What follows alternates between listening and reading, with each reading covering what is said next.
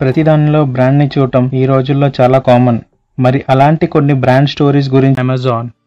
Online internet services పెరిగిన తర్వాత online shopping వెబ్సైట్లో one of the top website Amazon అయ్యింది. 1994లో అమెజాన్ ఫౌండర్ జెఫ్ బెజోస్ కడాబ్రా పేరుతో తన కంపెనీని స్టార్ట్ చేశాడు. ఒక లాయర్ అతని కంపెనీ పేరును తప్పుగా కడావాస్ అని వినడంతో అతను కంపెనీ పేరును మార్చాలి అని అనుకున్నాడు. అప్పటిలో ఉన్న సెర్చ్ ఇంజిన్స్ అన్ని ఆల్ఫాబెటికల్ ఆర్డర్ లో సెర్చ్ చేయటం వల్ల జెఫ్ బెజోస్ ఒక డిక్షనరీ తీసుకొని ఆల్ఫాబెటికల్ ఆర్డర్ లో సెర్చ్ చేశాడు. అందులో అమెజాన్ అన్నది బాగా అనిపించి అతని కంపెనీ అమెజాన్ అని పెట్టాడు.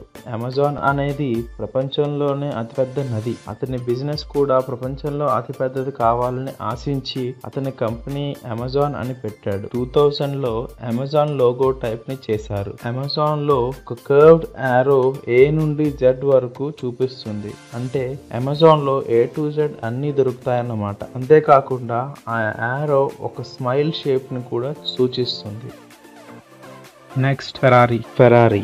మనలో చాలా మందికి ఇష్టమైన కార్స్ ఏంటి అంటే ఖచ్చితంగా అందులో ఒకటి ఫెరారీ అని చెప్తాం. రేసింగ్ కార్స్ తయారు చేసే ఫెరారీ కంపెనీ తన లోగోగా బ్లాక్ ప్రాన్సింగ్ హార్స్ ని వాడింది. ఈ బ్లాక్ ప్రాన్సింగ్ హార్స్ నేల మీద కన్నా ముందే గాల్లో ఎగిరింది. 1916లో ఫ్రాంచెస్కో బరాకా నడిపిన ఇటాలియన్ ఫైటర్ జెట్ ప్లేన్ కి వంశపార్యంపరంగా వస్తున్న అదృష్ట చిహ్నమైన బ్లాక్ ప్రాన్సింగ్ హార్స్ ని వాడాడు. మొదటి ప్రపంచ యుద్ధ సమయంలో 34 మందిని చంపి ఇంటికి తిరిగి వస్తుండగా ఫ్లైట్ యాక్సిడెంట్ లో చనిపోయాడు. కానీ ఫైటర్ జెట్ ప్లేన్ కి ఏమీ కాలేదు. ఎన్జో ఫెరారీ ఇటాలియన్ రేస్ గెలిచిన తర్వాత బరాకో తల్లిదండ్రులని కలిశాడు. బరాకో తల్లి బ్లాక్ ప్రాన్సింగ్ హార్స్ ని అదృష్ట చిహ్నంగా తన రేస్ కార్ లో వాడమని చెప్పింది. ఫెరారీ తన లోగోగా 1947 నుండి బ్లాక్ ప్రాన్సింగ్ హార్స్ ని వాడారు. అప్పటి నుండి ప్రతి ఫెరారీ కార్ కి బ్లాక్ ప్రాన్సింగ్ హార్స్ ని లోగోగా ఉపయోగిస్తున్నారు.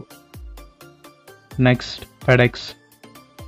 ఫెడరల్ ఎక్స్ప్రెస్ కాస్త షార్ట్ చేసి ఫెడెక్స్ గా చేశారు. ఫెడెక్స్ అనేది ఒక courier service shipping company. FedEx పదంలో మనం ఫెడెక్స్ అని blue and orange colour letters మాత్రమే చూస్తాం. కానీ ఇందులో ఈ కి ఎక్స్ కి మధ్య ఖాళీలో ఒక యారో సింబల్ దాగి ఉంది. దీని లోగో డిజైనర్ లిండన్ లీడర్ ఇంటర్వ్యూలో ఫార్వర్డ్ డైరెక్షన్ లో దాగి ఉన్న యారో స్పీడ్ అండ్ ప్రెసిషన్ అని చెప్పారు. అంటే వేగం మరియు ఖచ్చితత్వం. అంతేకాదు ఈ యారో కనుక్కున్న తర్వాత ఒక సర్ప్రైజ్ ఫీల్ ఇస్తుందని చెప్పారు. ఈ FedEx logo Rolling Stone magazine ఇచ్చిన అవార్డ్స్ లో one of the 8 best logos లో ఒకటి. 35 ఇయర్స్ లో 40 అవార్డ్స్ గెలిచిన బెస్ట్ లోగో ఇది.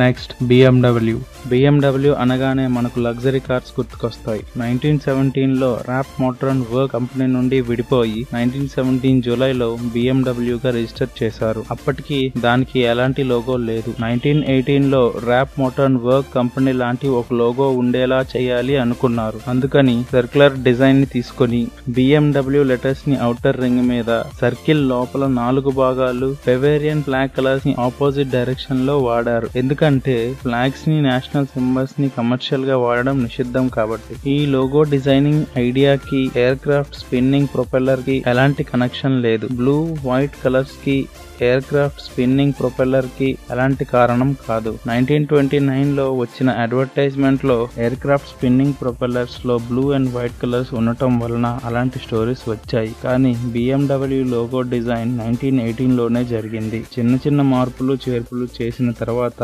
2007 నుండి ఇప్పటి వరకు ఒకే లోగోని వాడారు.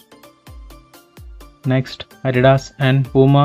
మనందరికీ తెలిసిన అడిడాస్ అండ్ పూమా బ్రాండ్స్ ఒక ఫ్యామిలీకి చెందినవే అంటే చాలా మంది నమ్మరు. కానీ 1924లో Rudolf Dassler and Adolf Dassler brothers గిబర్గ్ డాస్లర్ ఫ్యాబ్రిక్ అనే కంపెనీ స్టార్ట్ చేశారు. 1948లో వీళ్ళిద్దరి మధ్య రిలేషన్ సరిగా లేకపోవడం వల్ల విడిపోయారు. అడాల్ఫ్ డాస్లర్ ప్రెజెంట్ పూమా అనే కంపెనీని, అడాల్ఫ్ డాస్లర్ అడిడాస్ అనే కంపెనీని స్టార్ట్ చేశారు.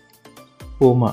రుడాల్ఫ్ డాస్లర్ తన పేరులో మొదటి 3 అక్షరాలకు ఏ జోడించి తన కంపెనీ పేరు రూడా అని పెట్టాడు. అది కాస్త కొద్ది నెలల తర్వాత పూమా ఫ్యాబ్రిక్ రుడాల్ఫ్ డాస్లర్ గా మార్చారు. రుడాల్ఫ్ తన ప్రొడక్ట్ ని పూమా క్యాట్ తో పోల్చాడు. పూమా క్యాట్ లో స్పీడ్, స్ట్రెంగ్త్, ఫ్లెక్సిబిలిటీ, యాటిట్యూడ్ లక్షణాలను ఒక అథ్లెటిక్ లో కూడా ఉండాలని చెప్పాడు. 1948 పూమా లోగో ఒక పూమా క్యాట్ డి మధ్యలో నుండి జంప్ చేస్తున్నట్టు ఉంటుంది. అది అంత ఆదరణ పొందకపోయినా 1957లో పూమా లోగో పర్వాలేదనిపించుకుంది. తర్వాత దానినే కొంచెం మార్పులు చేసి డీని తొలగించి ఐ, నోస్, బాడీ టెక్స్చర్ అన్ని స్మూత్ గా చేసి జంప్ స్టైల్ ని ఇంకాస్త మార్చి డిజైన్ చేశారు. ఈ లోగో చేసినందుకు లూట్స్ బేకర్ కి తన లోగోతో అమ్మే ప్రతి ప్రొడక్ట్ లో నుంచి 1 సెంట్ కమిషన్ ఇస్తానని చెప్పాడు. ఇంక బేకర్ అంగీకరించకుండా ఒకేసారి 600 German marks pair of shoes ఇవ్వాలని కోరాడు.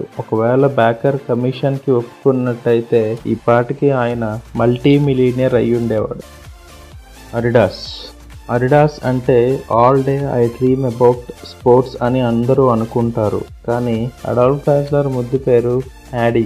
ఇంకా డాజ్లర్ లో డాల్పి అడిడాస్ గా పెట్టాడు. యాడీకి ఎలాంటి లోగో కాన్సెప్ట్ లేదు. తన కంపెనీకి అథ్లెటిక్స్ కి సంబంధం ఉండేలా ఒక 3 స్ట్రైప్స్ లోగోని 1967లో చేశాడు. 1971లో ట్రీఫాయిల్ ని వాడారు. ట్రీఫాయిల్ కి పాత లోగో 3 స్ట్రైప్స్ ని ఉండేలా చేశారు. 1998లో పాత లోగోని బేస్ చేసుకొని ట్రయాంగిల్ షేప్ మౌంటైన్ ని 3 స్ట్రైప్స్ ఉండేలా చేశారు. ఈ మౌంటైన్ కి అర్థం challenges to be reached and goals to be achieved.